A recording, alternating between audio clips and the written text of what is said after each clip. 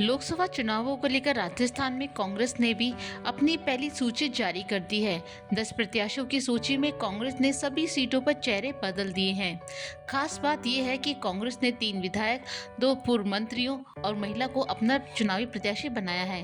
कांग्रेस और भाजपा की ओर से जारी उम्मीदवारों की सूची में 8 सीटों पर आमने सामने का मुकाबला बन गया है।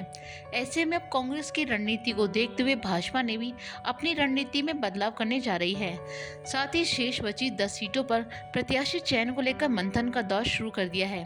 पार्टी सूत्रों की माने तो बाकी बची सभी 10 सीटों पर एक बार फिर से प्रदेश के नेताओं से रिपोर्ट मांगी गई है। माना जा रहा है इसी सप्ताह कोर कमेटी की बैठक हो सकती है और उसके बाद केंद्रीय चुनाव समिति की बैठक होगी।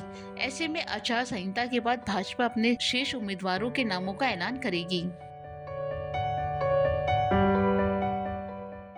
ऐसा शायद ये पहला मौका है जब कांग्रेस ने कमोबेश सभी सीटों पर चेहरे बदल दिए हैं। विधानसभा चुनाव से सबक लेकर कांग्रेस लोकसभा चुनावों में नई रणनीति के साथ आगे बढ़ रही है, तो अब इसके बाद भाजपा ने भी अपनी रणनीति में बदलाव किया है। पार्टी सूत्रों की माने तो केंद्रीय नेतृत्व ने प्रदेश में एक बार फिर से सीटों पर नए सिरे से रिपोर्ट मांगी है।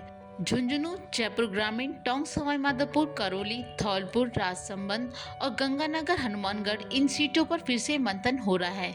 भाजपा कुछ सीटों पर महिला प्रत्याशियों को मैदान में उतारने का विचार कर रही है, तो इसके साथ ही अन्य सीटों पर जाति समीकरण भी देख रही है।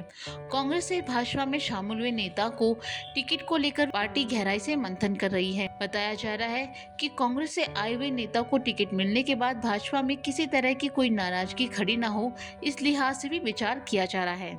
ऐसे में भाजपा की दूसरी सूची में अभी थोड़ा समय लग सकता है। पार्टी सूत्रों की माने तो आचार संहिता के बाद इसके आने की संभावना है।